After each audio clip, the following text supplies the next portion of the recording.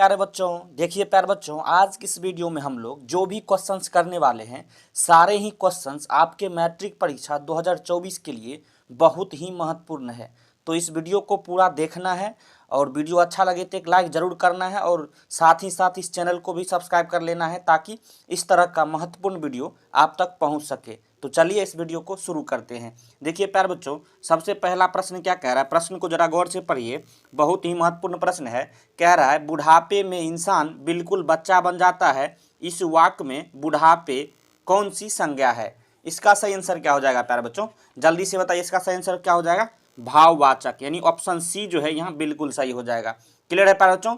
चलिए चलते अगले प्रश्न की ओर। देखिए प्यारे बच्चों, प्रश्न 2 को पढ़िए, बहुत ही जबरदस्त प्रश्न है प्यारे बच्चों। क्या कह रहा है? कह रहा है विशेषण के मुख्यतः कितने भेद हैं? बताना है प्यारे बच्चों, विशेषण के जो है मुख्यतः कितने भेद हैं प्यारे बच्चों? इसका सही आंसर क्या हो जाएगा? 4। क्लियर है, यानी ऑप्शन ए यहाँ बिल्कुल सही है। देखिए प्यारे बच्चों, किसी ने क्या कमाल की बात कही है कि राह संघर्ष की जो चलता है वही संसार को बदलता है। राह संघर्ष की जो चलता है वही संसार को बदलता है। जिसने रातों से है जंग जीती, जिसने रातों से है जंग जीती, सुबह सूर्य बनकर वही चमकता है। सूर्य सुबह बनकर वही चमकता है। क्लियर है प्यारे बच्चों? तो बहुत ही अच्छा लग रहा है इस मोटिवेशन कोट के साथ। चलिए अगले हम लोग प्रश्न को हम लोग शुरू करते हैं। देखिए प्रश्न जो है क्या कह रहा है, प्रश्न जरा 3 को पढ़िए। कह रहा है आपने क्या खाया, इस वाक्य में क्या जो है कौन सा सर्वनाम है? आपने क्या खाया, इस वाक्य में क्या जो है क्या शब्द जो है कौन सा सर्वनाम है प्यारे बच्चों? इसका सही आंसर क्या हो जाएगा? तो प्रश्नवाचक जो है सर्वनाम है, यानी ऑप्शन सी यहाँ बिल्कुल सही हो जाएगा। क्लियर है? चलिए चलते अगले प्रश्न की ओर। देखिए प्रश्न 4 को जरा गौर से पढ़िए प्यारे बच्चों।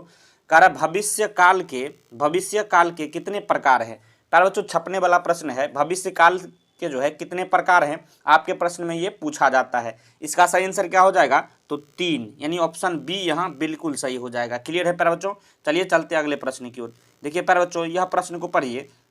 प्रश्न क्या कह रहा है? कह रहा है दुर्योधन की संधि विच्छेद क्या है? दुर्योधन की जो है संधि विच्छेद आपसे पूछ रहा है प्यारे बच्चों। इसका सही आंसर क्या हो जाएगा? ऑप्शन ए, देखिए ऑप्शन ए ऊपर है और ऑप्शन जो है बी और सी और डी नीचे दिया गया है। इसमें जो है आपको बताना है दुर्योधन की जो है संधि विच्छेद क्या हो जाएगा प्यारे बच्चों? तो इसका सही आंसर क्या हो जाएगा? तो इसका सही आंसर होगा दधि प्लस ओदन, यानी ऑप्शन बी यहाँ बिल्कुल सही हो जाएगा, दधि प्लस ओदन। क्लियर है?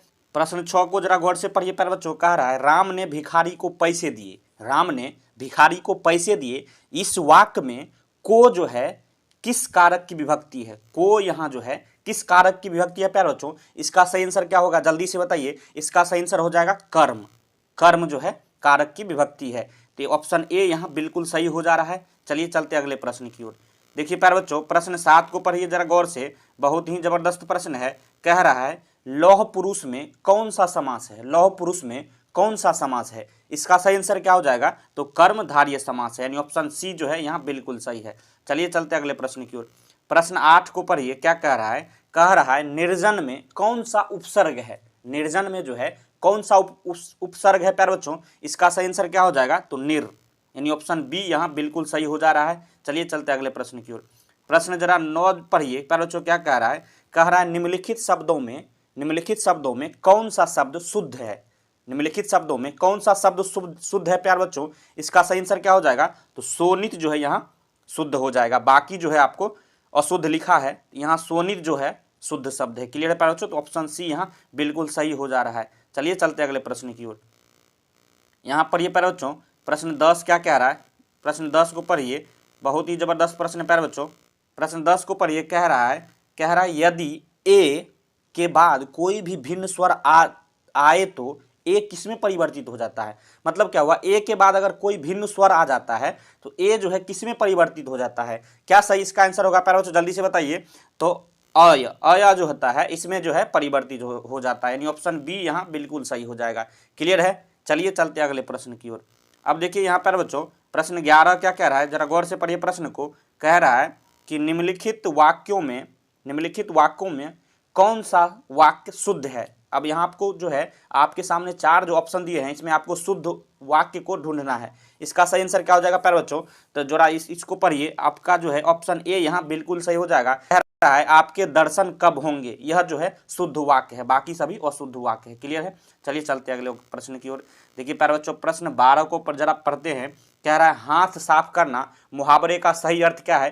प्यारे बच्चों आप जरूर सुने होइएगा, कहता है कि दोस्त लोग चलिए कहीं मारपीट होता है तो आज चलिए हम भी जो आज हाथ साफ करेंगे, लेकिन अर्थ उसका जो है सभी गलत निकालते हैं, सभी गलत अर्थ समझते हैं। हाथ साफ करने का अर्थ क्या होता है प्यारे बच्चों, और इसका सही आंसर क्या हो जाएगा, तो चोरी करना। हाथ साफ करना मतलब चोरी करना। अब बहुत सारे जो है बच्चे समझते हैं हाथ साफ करना मतलब पिटाई करना किसी का, बिल्कुल गलत। आज से आप जान रहे थे तो आज से जान लीजिए, हाथ साफ करने का मतलब क्या हो गया, चोरी करना है। ऑप्शन सी यहाँ बिल्कुल सही हो जा रहा है। चलते अगले प्रश्न की ओर। अब देखिए प्यारे बच्चों यहाँ जो है प्रश्न 13 क्या कह रहा है, कह रहा है निम्नलिखित शब्दों में कौन सा शब्द शुद्ध है। अब यहाँ भी आपको जो है दिखना है कौन शब्द जो है शुद्ध लिखा हुआ है, बाकी अशुद्ध कौन है। तो इसका सही आंसर क्या हो जाएगा यहाँ, तो हितैषी जो है इस तरह से लिखा जाता है। ऑप्शन सी यहाँ शुद्ध है, बाकी हितैषी जो लिखा गया है वो सभी अशुद्ध है, मतलब यहाँ ऑप्शन सी बिल्कुल सही हो जा रहा है। चलते अगले प्रश्न की ओर। देखिए पहले 14 प्रश्न क्या कह रहा है, जरा गौर से पढ़िए। कह रहा है अंतिम में कौन सा परित्यय है। अंतिम में प्यारे बच्चों कौन सा परित्यय है, इसका सही क्या आंसर क्या हो जाएगा, इम। अंतिम में कौन सा परित्यय है, अंतिम, मतलब प्रत्यय का मतलब हुआ जो अंत में जो है लगता हो, तो अंतिम का जो है प्रत्यय क्या हो जाएगा, इम, यानी ऑप्शन सी जो है यहाँ बिल्कुल सही हो जा रहा है। चलते हैं अगले प्रश्न की ओर। देखिए प्यारे बच्चों 15 प्रश्न को पढ़िए। कह रहा है अष्टाध्यायी में कौन सा समास है। अब आपको बताना है अष्टाध्यायी जो है शब्द लिखा है उसमें कौन सा समास है, तो बिल्कुल इसका सही आंसर क्या हो जाएगा, ऑप्शन ए यहाँ बिल्कुल सही है। क्लियर है। अष्टाध्यायी में जो है कौन सा समास है, तो द्विगु। अब चलते हैं अगले प्रश्न की ओर। देखिए प्यारे बच्चों प्रश्न जरा 16 पर ये कह रहा है भारत में बेरोजगारी का एक प्रमुख व अप्रत्यक्ष कारण क्या है। भारत में जो अपना देश में जो बेरोजगारी है उसका प्रमुख और अप्रत्यक्ष कारण आपसे पूछ रहा है प्यारे बच्चों। इसका सही आंसर क्या हो जाएगा, तो जाति प्रथा। जाति प्रथा जो है बहुत बड़ा जो है प्रमुख कारण है आपके भारत में बेरोजगारी के। क्लियर है। तो ऑप्शन सी यहाँ सही हो रहा है। चलिए चलते अगले प्रश्न की ओर। तो देखिए जरा गौर से प्रश्न को पढ़िए। प्रश्न 17 क्या कह रहा है प्यारे बच्चों, कह रहा है कि पेड़ का कमरा किसकी रचना है। अब पेड़ का कमरा जो है किसकी रचना है प्यारे बच्चों, इसका सही आंसर क्या हो जाएगा, विनोद कुमार शुक्ल। विनोद कुमार शुक्ल की जो है रचना है पेड़ का कमरा, यानी ऑप्शन ए यहाँ बिल्कुल सही हो जा रहा है। चलिए चलते अगले प्रश्न की ओर। प्यारे बच्चों यहाँ प्रश्न आपको जो है बताना है बी.आर. नारायण ने किस कहानी का अनुवाद किया है। बी.आर. नारायण ने जो है किस कहानी का अनुवाद किया प्यारे बच्चों, तो ऑप्शन आपके सामने है। इसका सही आंसर क्या हो जाएगा, तो दही वाली मगम्मा, यानी ऑप्शन बी यहाँ बिल्कुल सही हो जा रहा है। चलिए चलते अगले प्रश्न की ओर। अब देखिए जरा आप गौर से पढ़िए। प्रश्न 19 क्या कह रहा है प्यारे बच्चों, 19 कह रहा है कवित्री जो है अनामिका का जन्म कब हुआ, कवित्री अनामिका का जन्म कब हुआ प्यारे बच्चों। इसका सही आंसर क्या हो जाएगा, तो इसका सही आंसर हो जाएगा 1961 ईस्वी में, यानी ए ऑप्शन यहाँ बिल्कुल सही हो रहा है। चलिए चलते अगले प्रश्न की ओर।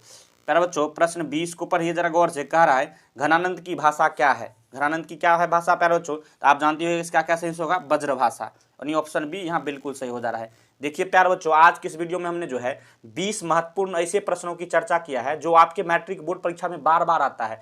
तो इस वीडियो को जो है अगर आप पूरा देखें तो इस वीडियो को अगर अच्छा लगा हो तो एक लाइक जरूर करिए और अपने दोस्तों में भी शेयर करिए ताकि उनको भी काफ़ी मदद मिल सके। ऐसे प्रश्न जो आपके बोर्ड एग्जाम में बार बार आते हैं और इस बार भी संभावना है आपको आने वाला है। तो वीडियो देखने के लिए धन्यवाद। मिलते हैं नेक्स्ट वीडियो में, तब तक के लिए जय हिंद जय भारत।